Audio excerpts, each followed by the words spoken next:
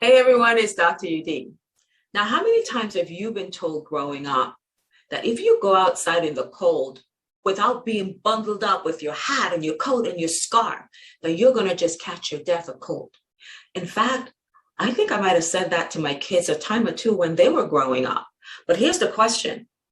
Can you actually get a cold from being in the cold?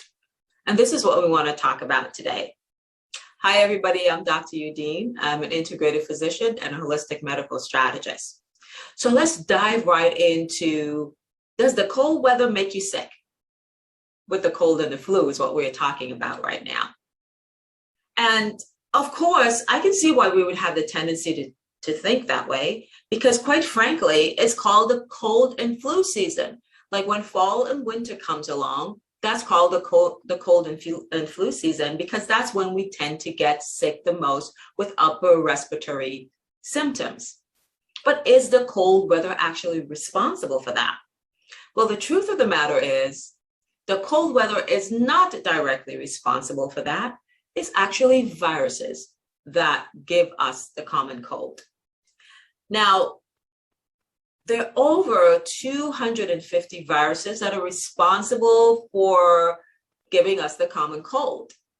Now, the one that we've heard about the most is the rhinovirus, and that's because that's responsible for over 50% of the amount of common colds that we do experience.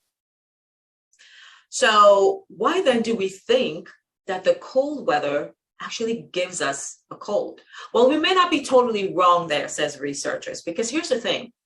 The cold weather may actually contribute in this way. The cold weather may actually, one, decrease our immune system, and two, it may actually help the viruses to live longer, replicate better, and infect us more efficiently. And that may be how the cold weather is contributing to us getting the cold virus and the flu virus more frequently in the fall and winter months.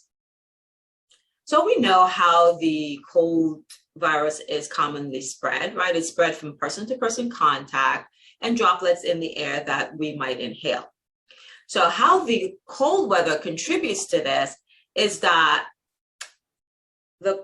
in the cold weather, viruses actually attach themselves into our nasal cavity.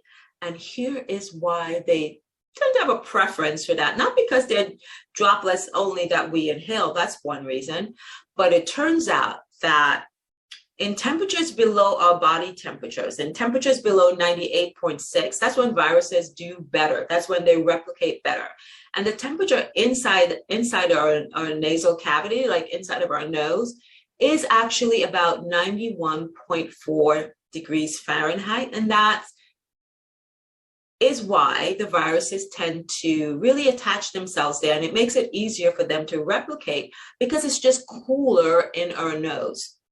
And so one of the reasons that, and our parents may not have known it, but when they told us to wrap our faces up and put our scarves over our noses, that might be one of the reasons that they might have been saying it.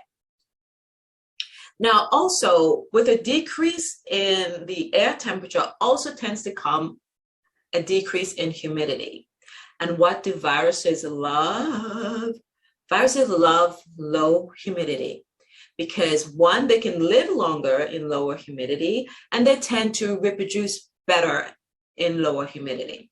So the cold weather may be contributing in a couple of ways, right? So what we see here is that the cold weather might make it easier for viruses to reproduce, and it also helps them to live longer on surfaces. And so that when we touch these surfaces and touch our face and our noses, then the virus is still alive, and so may actually be able then to attach itself into the cooler nasal cavity and there start reproducing. The other way that the cold weather may be contributing to this is that it may affect our immune system. Yes, the cold weather seems to have an influence on our immune system and seems to lower our immune system. So what that does, it makes it more difficult for our bodies to fight off that cold virus. So how does it lower our immune system? Well, researchers believe that it may do that in a couple of ways, right? Number one, it may lower available vitamin D, because in the cold season, what happens is that we tend to cover up more, actually. The days are shorter. The sunlight is not as bright, and we're usually fully covered. And the majority of our vitamin D tends to be reproduced by exposure to sunlight. So and vitamin D plays a really, really important role in our immune system. So when our vitamin D levels go down, our immunity may also be going down as well. Number two, one of the things that may be happening in the cold weather is that we don't want to be outside in the cold, right? So we spend more time inside with each other. And so then it becomes easier for us to kind of pass the virus from one person to another person.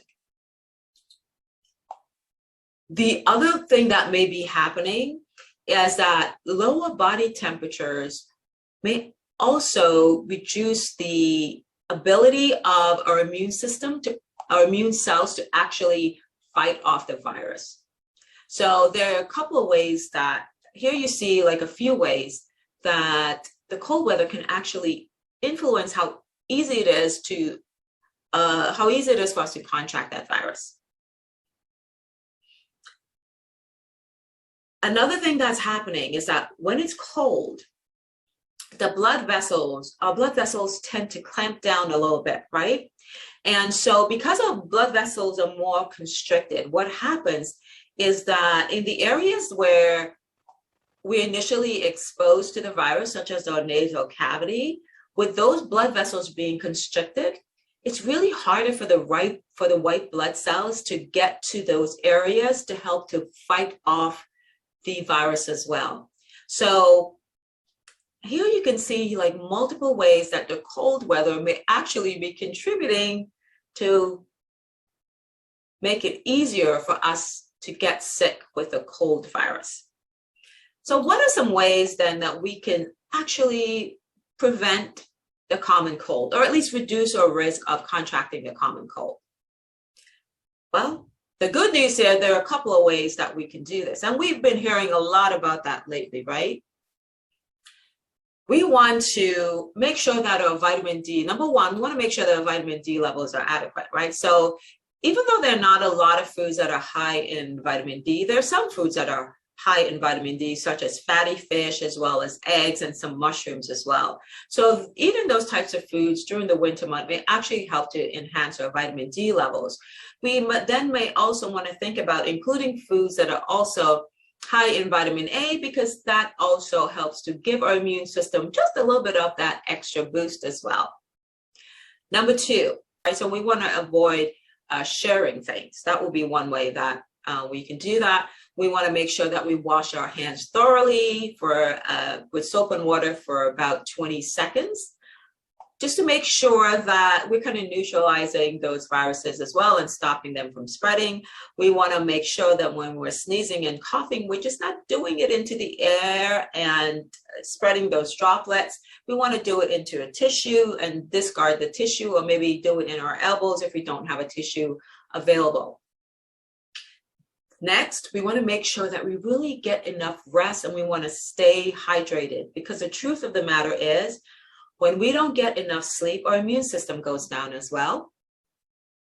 And that is on top of all the other things that we've just talked about, the cold weather.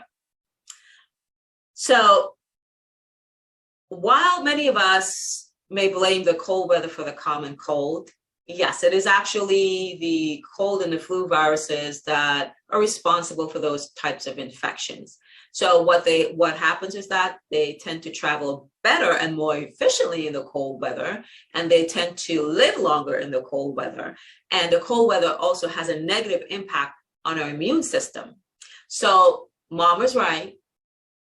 By staying warm and staying hydrated and getting plenty of rest and eating foods that are rich in vitamins D, A, and zinc, we can actually help to reduce our risk of contracting the common cold during the cold and flu season. Until next time, this is Dr. Eudene saying bye-bye.